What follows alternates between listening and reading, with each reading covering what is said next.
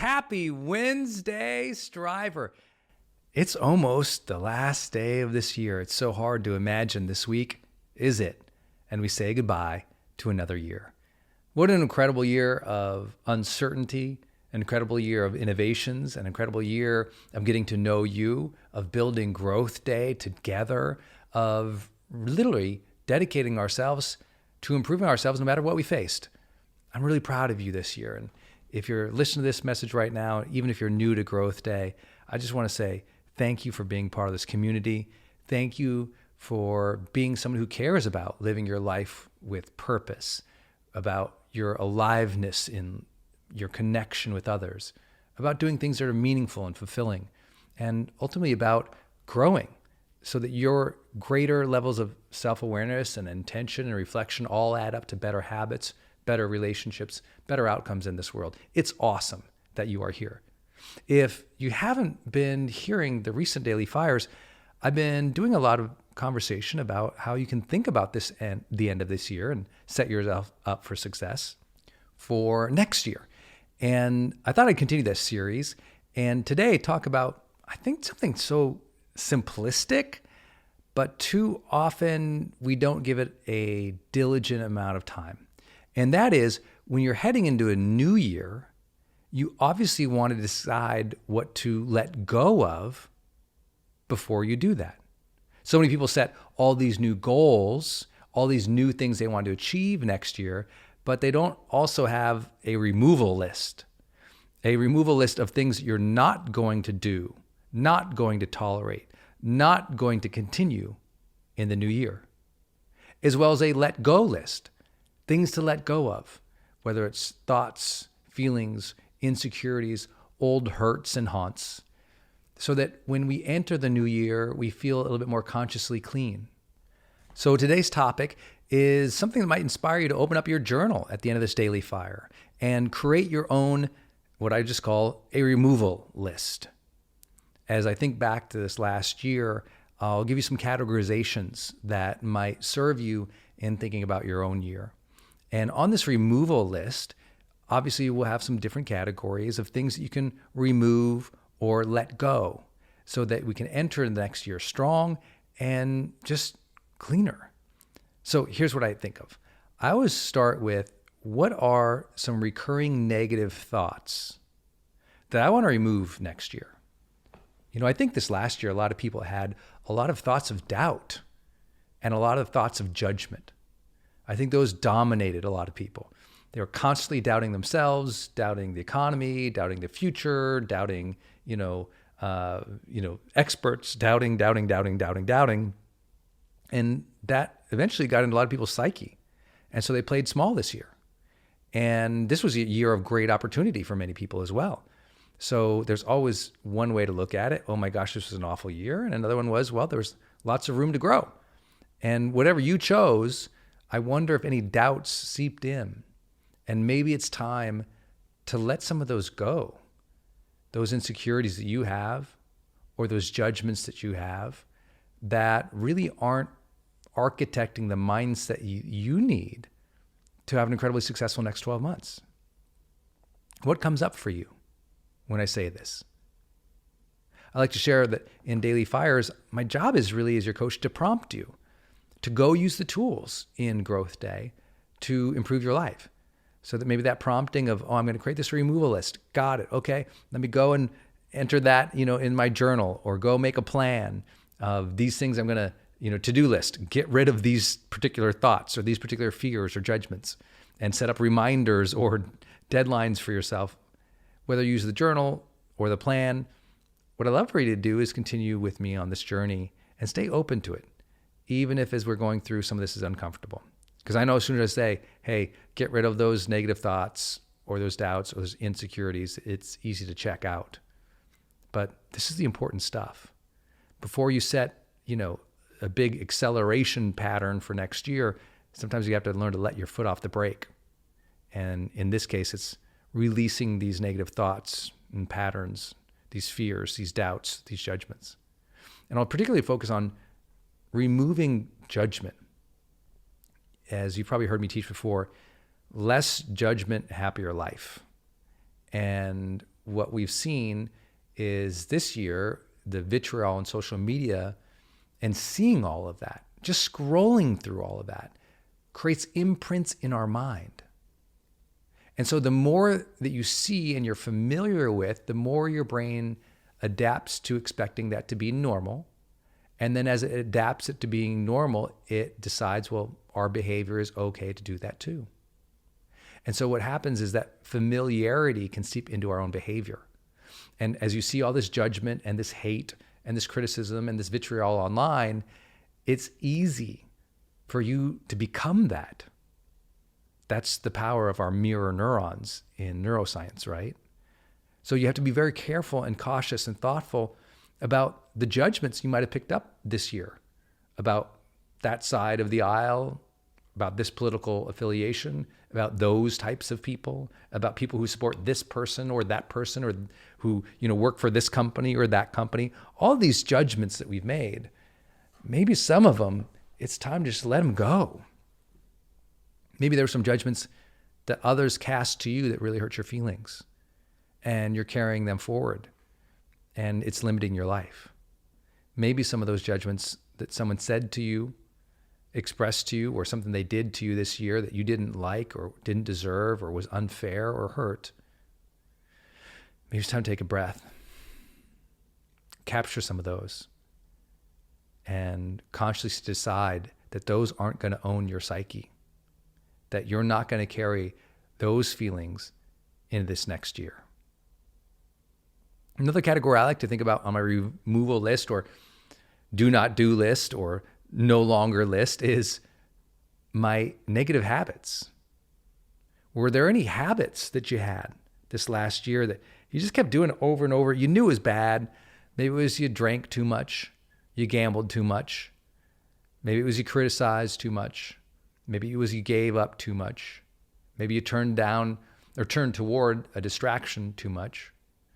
Maybe it came in a different way. That habit was a communication pattern. Maybe a habit of responding to your spouse in a certain way that was negative. Maybe it was a habit of communicating to others things that maybe they weren't, total lies, but they were little white lies or little small fibs that really stole from your integrity. You knew it wasn't true, but you said it or did it anyway. Maybe it was a habit that was a communication pattern that you allowed others to perpetuate towards you. You let them diminish you without standing up for yourself. Maybe it was communication patterns that you need to let go of in which you didn't speak up for yourself or raise your hand or share your idea, didn't express your true thoughts, feelings, needs, desires, goals, dreams, opinions. Maybe there's another category we can think about, and that one's strictly focused on our distractions and how we responded in discouragement. They often go hand in hand, as you know. Often when you're discouraged, you turn to lots of distractions, which ends up delaying your progress towards things that matter, which causes more distractions, which causes more discouragement. And you get in this infinite loop of discouraged, distract myself, feel discouraged, distract myself. And then you avoid doing the hard things or moving the ball forward. I know you might have other things on this removal list. Lots of people on these removal lists, as I've taught them over the years, they say, Brennan, I'm removing some stuff from my house. I'm getting rid of that old couch or that old husband. Whatever it is that you think of, like there might be some objects or relationships that it's also time to get rid of. At the end of the year, I like to go back into my inbox and take anything that arrived before November 1st and put it into a big archive file, never to look at again unless someone writes me and says, hey, you forgot to do this or this thing. And then I go, oh, okay, and I can search for it. So my inbox is not a whole big mess of, tens of thousands of emails from the year or whatever. Instead, it's just November and December. I can handle the last 60 days, not get overwhelmed by that. And so That's what I remove. I remove a big chunk of emails and throw it into archive. Always makes me feel good. I remove some old camera gear. I tend to remove some old lights or old, podcast gear, anything that might, not last any longer because I've had it too long. Maybe there's some things you've been thinking about throwing out or donating in the garage. I always say December and right before the new year is an awesome opportunity to also do some spring cleaning. Your schedule's a little more loose sometimes, and you might have that time to just, not wait until the first of the year to do it. But in that last week here, just like, enough is enough. What's around the house or around the office, especially now, sometimes they're the same thing, that you decide, you know what? No, I'm getting rid of this, or I'm going to set this up better, or I'm going to move to a new place, or I'm going to do this thing. Those are great things to think about for your removal list as well. So what have we talked about? We've talked about removing some thoughts or fears, some doubts, some judgments. We've talked about removing some habits, some negative habits you might have. Maybe those negative habits involve health. Maybe those negative habits involve communication patterns with others, or how you stand up for yourself or don't. Maybe those things you might put on your removal list are just distractions. Less Netflix this year, maybe. Maybe it's removing some literally items from your house, or removing yourself from some old relationships or current ones that are negative. This isn't about a session of just throwing everything out.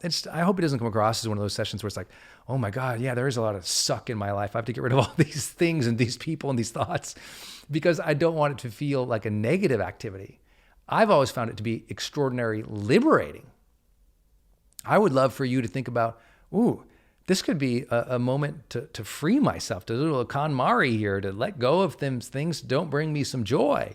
Whatever it is for you, make a list. Hop in your journal or make a plan today and just add your removal list. I mean, you're going to add a big goal list and a big to-do list here at the end of the year or on New Year's. Well, why not add a removal list? Things you're going to stop doing, get rid of, not worry about anymore. Journal on that for 5, 10, 20 minutes. I promise you'll realize, wow, there's a whole host of things that we can let go of to improve our lives. And that's why we're here today. Every day, just trying to get some new prompts, explore a different part of our life, to broaden up our self-awareness, to build up our self-mastery, to accelerate our ability to socially contribute. That's why we do this personal development work, so that we get better, we feel better, but also we can improve the world together. That's why I want to thank you for making personal development a priority today, for listening to these daily fires. If you're enjoying it, it's still the holiday season. It's still almost New Year's. Hundreds of you this week have been going in and buying gift subscriptions for your family, your friends, your team, anyone you recognize potential in. Go purchase a gift subscription for GrowthDay for them. Even if it's just the starter program, which is just $37 a year to get all these tools and to get me in these daily fires every day. I hope I'm worth $37 to somebody you love. Maybe it's, someone who's struggling and they just don't know which habits to enact to live a better life. They're a little lost or a little aimless, and you've tried, but maybe a third-party voice here could serve them. Again, you can go to growthday.com/gift to purchase a gift subscription for anyone in your life, friends, family, team, acquaintances who you just believe in their potential, or you recognize they're struggling, and you know that they deserve to be on the path of personal development. They deserve to have, the tools and the coaching and the community here at GrowthDay that makes a little of that self-improvement stick, that makes self-improvement a way of life. Maybe you can't give someone the perfect gift, but when you give them a nudge in the direction of self-improvement, of personal growth, you're always pushing in the right direction. I hope that you do that. You can go into your settings if you're in the app and click Give a Gift, or again, go to growthday.com/gift to purchase a gift subscription for someone you love. And even if you don't do it, maybe you know somebody who might want to do that this year. That could be powerful as well. I really appreciate each and every one of you coming here today at Growth Day. What an awesome week it's been. I'm so excited for my live broadcast with you on January 1st. Yep. Every January 1st for 13 years, I've gone live to teach personal development to the world for free, helping them set their New Year's goals, helping them talk about them, helping them find what's right for them. I'll be doing that again on January 1. You'll be able to see in the app under the Learn section that session and that time coming up soon. January 1st, we will be together. Watch your emails and notifications. I'll make sure that we let you know in time to join us on January 1st this year. Let's do the work. Let's make this next year extraordinary. Let's do it together, because we always know that every day, including every day next year, is a great day to grow together.